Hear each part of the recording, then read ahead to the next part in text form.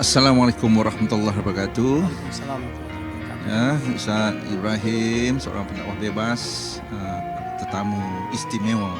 Ya, setiap kali rancangan Ustaz kita untuk episod-episod yang sebelum ni kita bersama dengan Ustaz Ibrahim.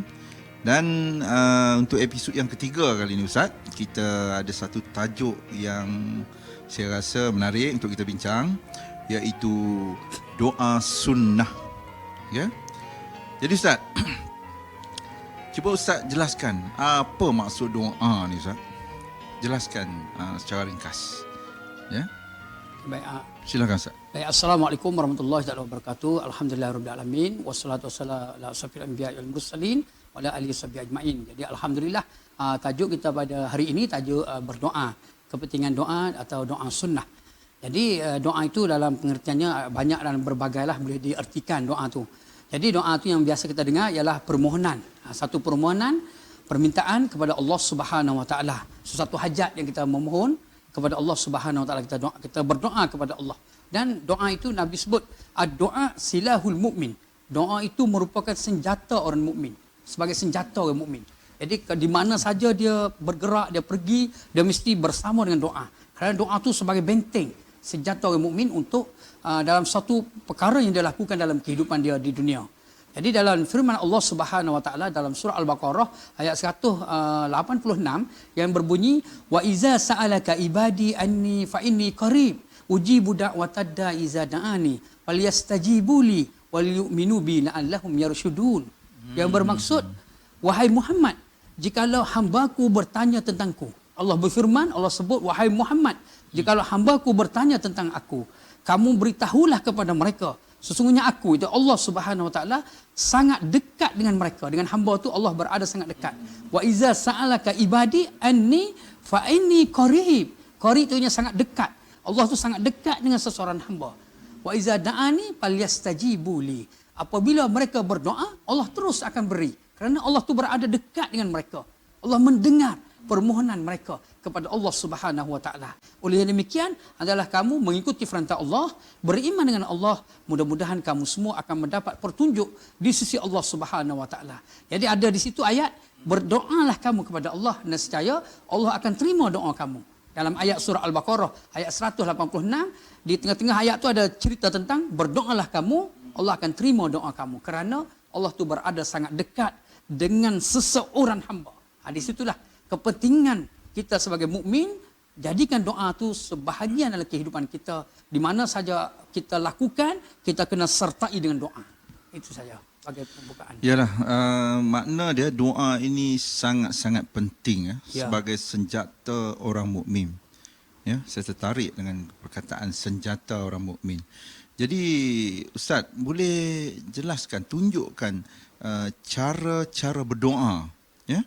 Cara-cara berdoa yang terbaik. Ya Ustaz, silakan. Jadi orang mukmin itu berdoa seada dalam kehidupan orang mukmin. Kita kena berdoa. Jadi sekurang-kurangnya kita baca Bismillahirrahmanirrahim. Itu sekurang-kurangnya kita berdoa. Sebut. Mesti bermula dengan Bismillah. Bismillahirrahmanirrahim. Sekurang-kurangnya lah. Lepas tu kita sertai doa yang diajar oleh Rasulullah. Untuk semua perkara yang kita lakukan. Ada doa yang Nabi ajar kita. Jadi saya ambil contoh beberapa doa. Seperti doa melihat langit. Kita lihat langit, ada doa. Kita lihat pokok yang menghijau, ada doa. Kita lihat kehidupan manusia, kehidupan alam sekitar tu ada doa. Kita tengok langit je, kita baca doa. Rabbana ma khalaqta hadza batila subhanaka fakina azabannar. Jadi kita nak keluar rumah pun ada doa. Kita baca doa bismillahi tawakkaltu 'alallah wala haula wala quwata illa billahil aliyyil azim. Kita doa bismillah tawakal. Kita serah kepada Allah amalan apa yang akan kita lakukan di hari ini. Kita memohon mudah-mudahan amalan yang baik yang kita lakukan. Kalau kita masuk masjid, sampai di masjid contohnya. Sekarang ini Covid lah, tapi akan datang sekiranya dibenarkan kita pergi. Kita boleh masuk masjid, masuk surau. Kita baca doa masuk masjid. Allahumma inni a'udzubika min fadlik. Kita baca memohon, kita minta pada Allah Subhanahu Wa Taala dengan kebaikan. Dan doa kita keluar daripada masjid. Kita keluar daripada masjid. Allahumma inni a'udzubika min iblis wa junudih. Di antara doa kita keluar daripada masjid. Allahumma inni a'udzubika min iblis wa junudih. Jadi kita memohon perlindungan. Kita naik masjid, kita dah dapat kebaikan. Kita dah dapat kebaikan masuk masjid tadi. Jadi bila kita keluar masjid, di situ kita khawatir. Kita khawatir bila kita keluar masjid, kita takut syaitan itu akan menyertai kita. Maka kita doa, Nabi ajar antara dalam berbagai, antara salah satu doanya berbunyi, Allahumma inni a'udzubika min iblis wa junudih. Ya Allah, aku berlindung daripada engkau, daripada gangguan iblis dan tentera-tenteranya. Iblis dan tentera-tenteranya. Jadi dia ada tentera. Iblis tu dia bukan dia saja. Dia ada tentera. Maksudnya seluruh manusia adanya tentera-tentera iblis. Dia akan jaga untuk kawan dan untuk goda manusia. Jadi kita berdoa, Ya Allah, aku berlindung pada engkau daripada godaan iblis dan tentera-tenteranya. Kalau kita nak tidur, kita baca doa tidur. Lepas tu kita bangun tidur. Kita bangun tidur, doa bangun tidur, antaranya berbunyi, Alhamdulillahillazi ahyana ba'dama amatana wa ilaihin nusyur. Ya Allah, pada pagi ini, segala puji bagi Allah, pada pagi ini, kita dihidupkan kembali. Kita hidup kembali pada pagi ini. Bila kita bangun tidur, kita hidup kembali, kita berdoa, bersyukur pada Allah yang menghidupkan kita pada pagi ini, tapi akhirnya kita akan kembali juga kepada Allah Subhanahu Wa Taala. Jadi di mana saja doa tu ada bersama dengan kita. Kita baca doa tadi. Sekurang-kurangnya kalau kita tak sempat nak baca doa yang mungkin panjang, mungkin kita tak ingat, doa-doa tertentu kita tak ingat, sekurang-kurangnya bacalah Bismillahirrahmanirrahim. Sekurang-kurangnya. Kalau kita nak pakai pakaian, kita baca doa pakaian. Allahumma inni as'aluka min khairihi wa khairi ma huwalah. Doa pakaian.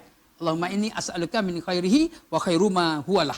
Kita baca doa memakai pakaian, membuka pakaian, doa makan, doa kita nak masuk tandas, keluar tandas, masuk masjid, keluar masjid, nak tidur, nak bangun daripada tidur, semua ada doa. Jadi saya bawa secara ringkas saja. Doa tu boleh kita rujuk dalam buku, ada rujuk dalam internet dan sebagainya. Cuma kita nak beritahu tentang kepentingan berdoa, kebaikan kita berdoa kepada Allah Subhanahu Wa Taala, kerana doa itu doa silahul mukmin.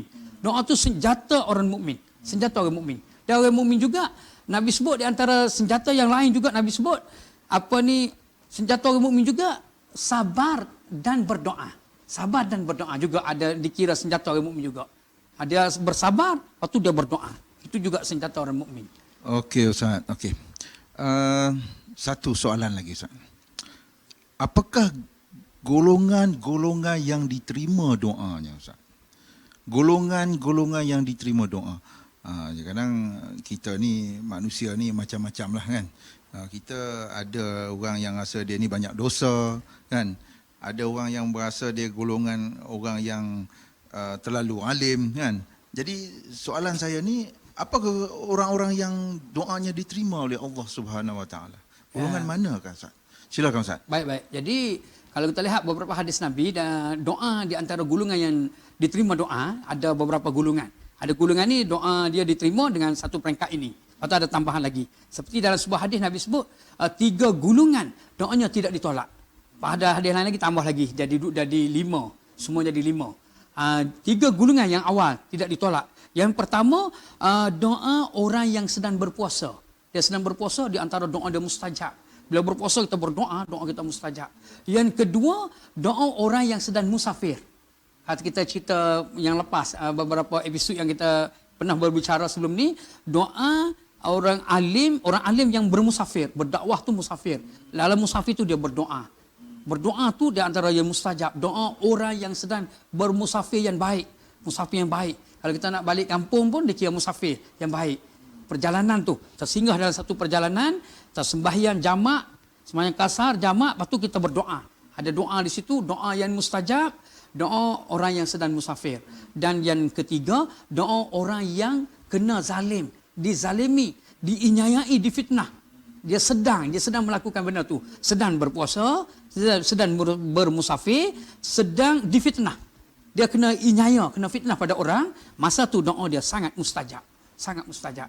Lepas tu ada riwayat yang lain pula, ada tambahan lagi. Doa ibu bapa untuk anaknya. Juga mustajab. Doa seorang ibu bapa kepada anak dia. Doa tu mustajab.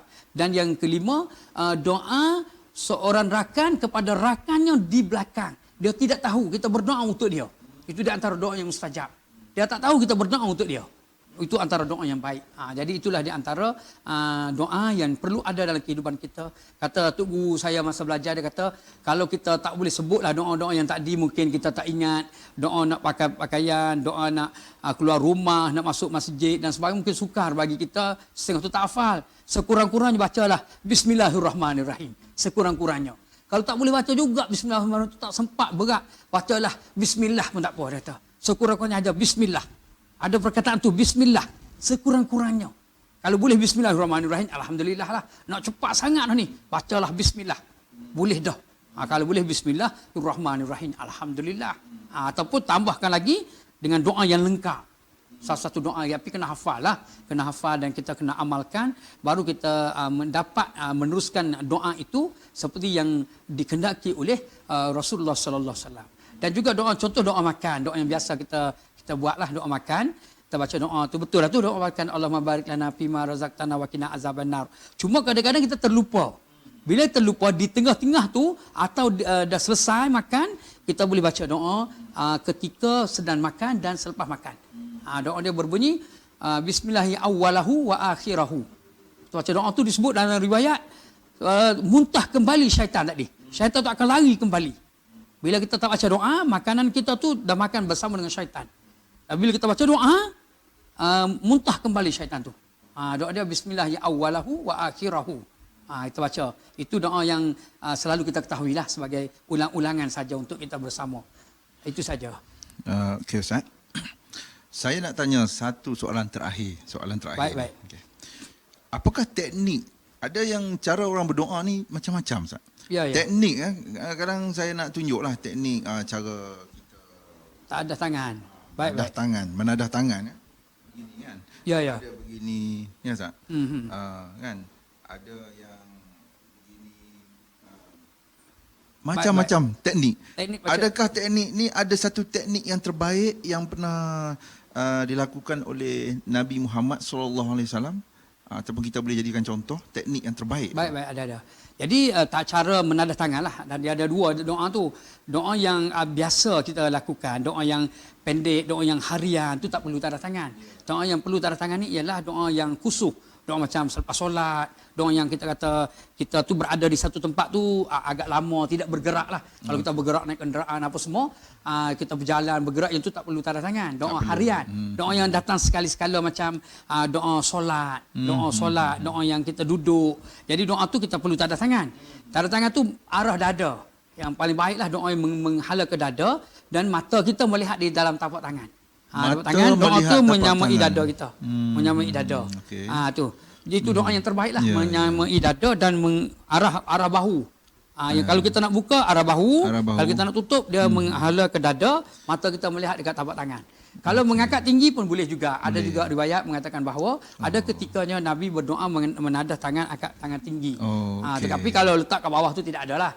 Hadis letak kat bawah ataupun letak kat mulut, tidak ada hadis lah macam letak kat mulut, letak kat paha, itu tidak ada. Yang adanya parah dada tutup macam ni atau buka parah bahu atau atas sehingga atas tinggi.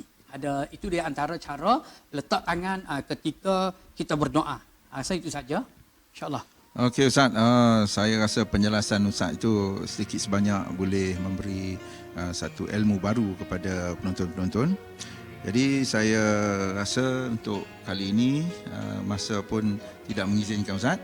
Kita akan bertemu di sesi yang akan datang.